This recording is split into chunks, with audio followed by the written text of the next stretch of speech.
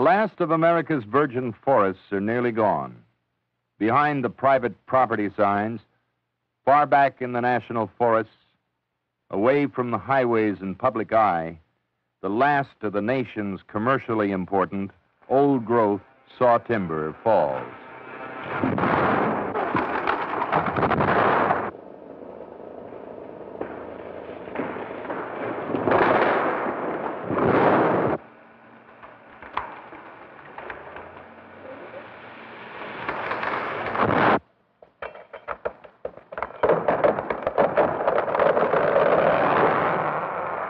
What once appeared as a limitless expanse of virgin timberland, already limited, will soon be ended. Wood has built our nation. Wood has built our homes and factories. But wood comes from the forests. Cut and get out was the slogan of a frontier industry. Wasn't there an inexhaustible supply to the West? Over the years, the center of the lumber industry moved, slowly at first, then more swiftly, from New England to Michigan to Wisconsin to the southern states, and inevitably, it seems, to the most magnificent stands of timber, the Douglas fir, the pine, and the redwood of the Pacific slopes. The industry found fabulous wealth in the Douglas fir region of Washington and Oregon. It was the accumulated wealth of nature's unbusinesslike progress over time, measured by the rise and the fall of empires. Historically, the lumber which built the clapboard houses, the gingerbread mansions, the stockyards, the fences, the railroads, and the factories of the nation was cut from big, clean logs out of mature trees. During the first 15 years of this century, the average annual volume of this kind of timber cut exceeded 40 billion board feet, a rate which the lumber industry approached again only twice after the First World War. And 20 years ago, when the rate was around 30 billion board feet per year, virgin timber was being consumed 4 times faster than nature was replacing it with smaller trees. Soon the old-growth timber will be gone. The industry will retool to consume the small second growth, and a 16-inch plank will be a museum piece. More than 90% of the nation's timber comes from privately owned land. After a long history of reckless and short-sighted management, these lands have begun to come under state regulation, but it is still rudimentary at best. Although regulation of timber practice is advanced in California over most other states, it's far from adequate. California is the second greatest lumber producer in the nation. The annual cut in the state is around 7 billion board feet. Humboldt and Mendocino counties in the heart of the Redwood region account for more than 40% of all timber cut in California. Lumber production in Humboldt County alone has increased more than 300% in the past 20 years, and the number of active sawmills increased by 400%. Almost all of the commercial redwood timber is in private ownership, and it's estimated that most old-growth redwood outside the scattered state parks will be gone by 1975. It takes a redwood 1,000 years or more to mature. Man, armed with a chainsaw, can cut one down in an hour.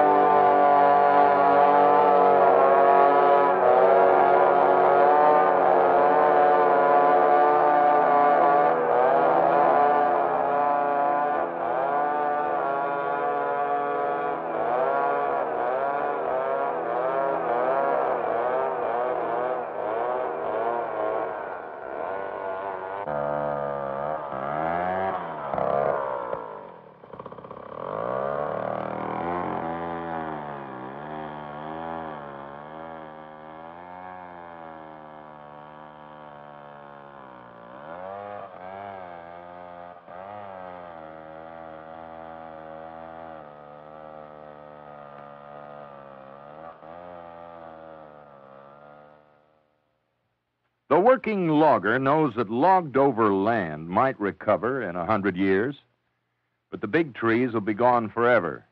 The logger, his family, and his community can't wait 100 years for a second harvesting of logs, so the industry, the men, and the machines move to another county, to Alaska, to Canada.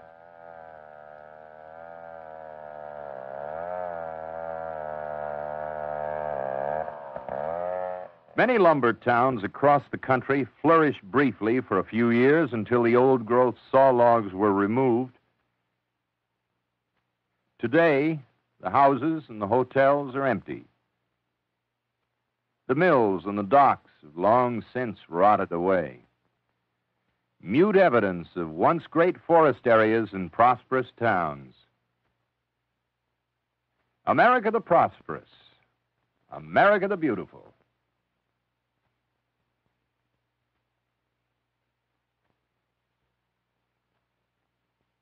If sensible forestry had been practiced here, the county and the communities could continue indefinitely to depend on the forests for their livelihood, at the same time protecting watersheds, soil, and wildlife.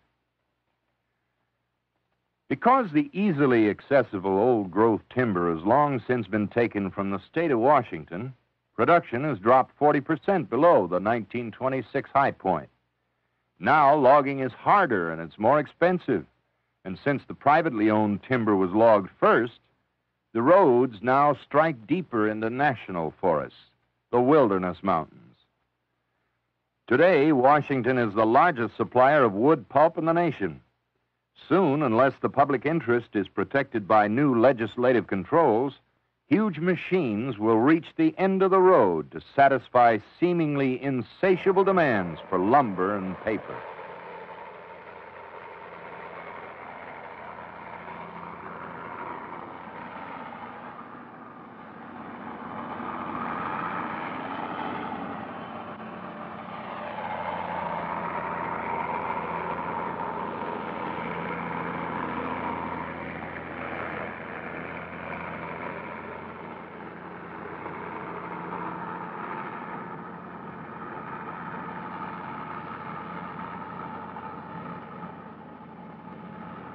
The effects of bad logging are not limited to timberland. The lumber industry has a long record on the West Coast of careless logging operations that have damaged priceless watersheds and ruined important salmon and trout streams. On the three great rivers of the north coast of California, the Klamath, the Mad, and the Eel, the annual runs of salmon to their home spawning grounds declined to 1/4 of their original level after logging penetrated these rivers' watersheds. The destructive practices included use of stream beds as roadways, operation of heavy equipment in streams, tractor logging on steep slopes, and removal of streamside vegetation. Is this necessary? Is it beautiful? Does it make for a truly prosperous nation? Our forests have flourished in an environment prepared by centuries of time. And now the big machines churn the surface of the land, destroying the topsoil that's been built up over thousands of years. The once fertile seed beds in logged-off land are ruined, exposed to the baking of the sun. Rain will carry the precious topsoil down to the streams and rivers.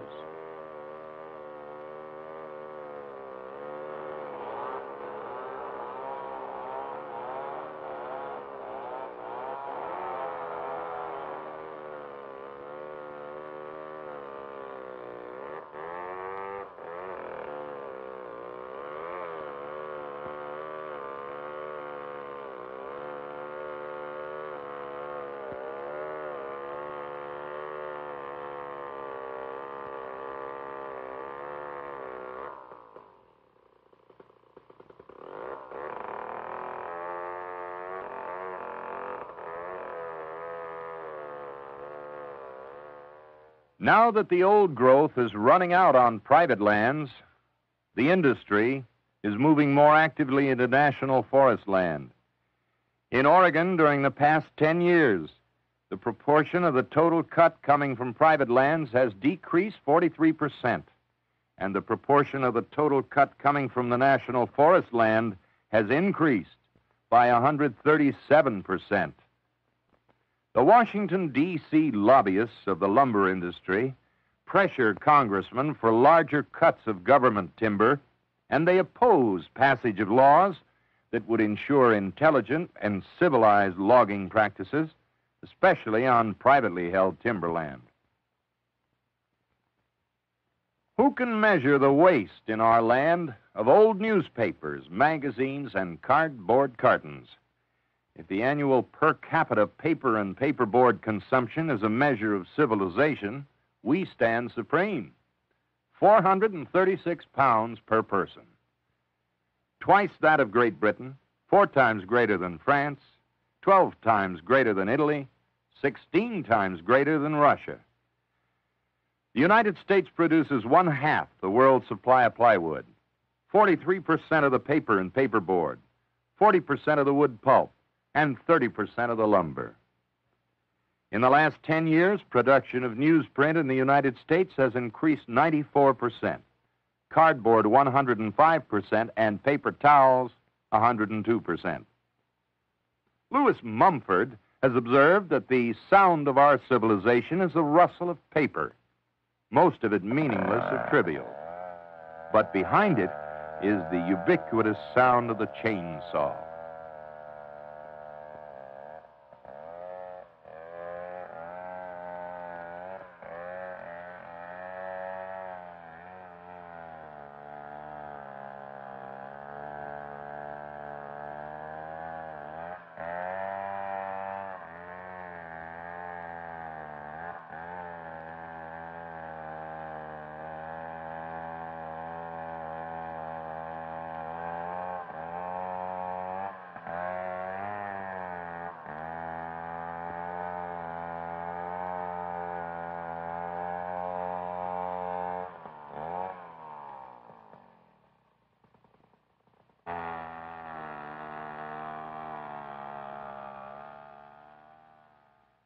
Mountains of wood chips to be used in the manufacture of paper.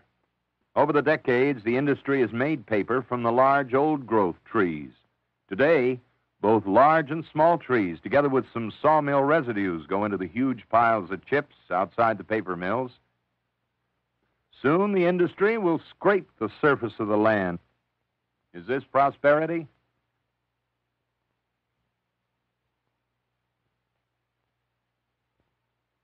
Millions of acres of cut-over land need to be planted. 84% of this neglected area is under private ownership. Man knows how to plant Christmas trees and experiment in tree nurseries. Some of the industry is planting seeds, but their methods are experimental and by no means always successful. But as a public relations technique, they have diverted attention from the need for adequate legislation to conserve our vanishing forest heritage before destruction occurs. A huge volume of timber remains in the woods as waste or logging residue. Over the years, about 1 foot out of every 4 has not been utilized. Government foresters estimate this unused wood left in the forest each year as waste equal to a pile of cordwood 4 feet high and 4 feet wide, extending around the world.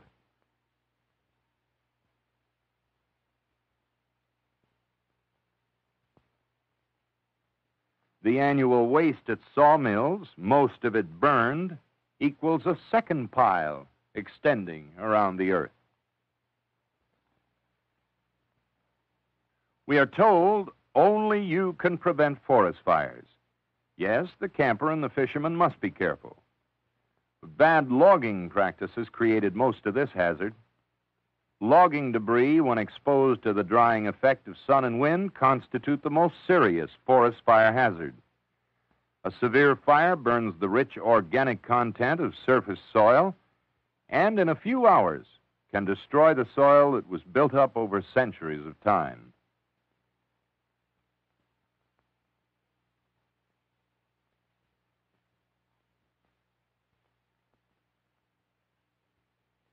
During the past 15 years, in Oregon and Washington alone, there have been over 50,000 forest fires that have burned 1 million acres of forest land.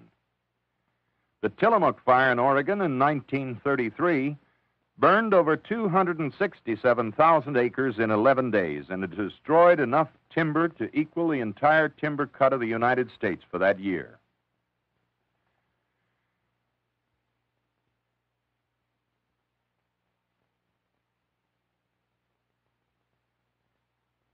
Man disfigures the face of the earth, but he cannot return the land to its original beauty. Tree farms and sustained yield are little more than slogans. The destruction of our timberlands and of the natural and human resources they nourish will continue unless conservation principles are enacted into law. Only public opinion can force effective rules of conservation on a powerful industry. Only you can decide if the lumber industry is to be allowed to perpetuate its heritage of devastation, or whether some measure of the nation's heritage is to be preserved and restored for future Americans. Beauty and abundance in our landscape are the measure of a nation's true and lasting prosperity.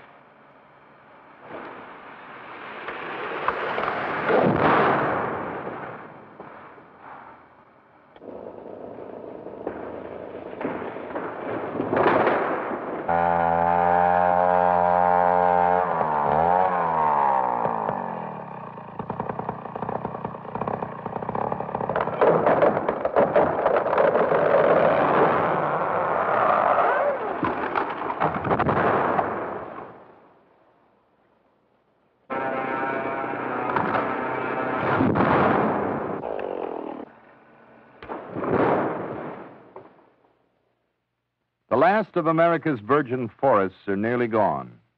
Behind the private property signs, far back in the national forests, away from the highways and public eye, the last of the nation's commercially important old-growth saw timber falls.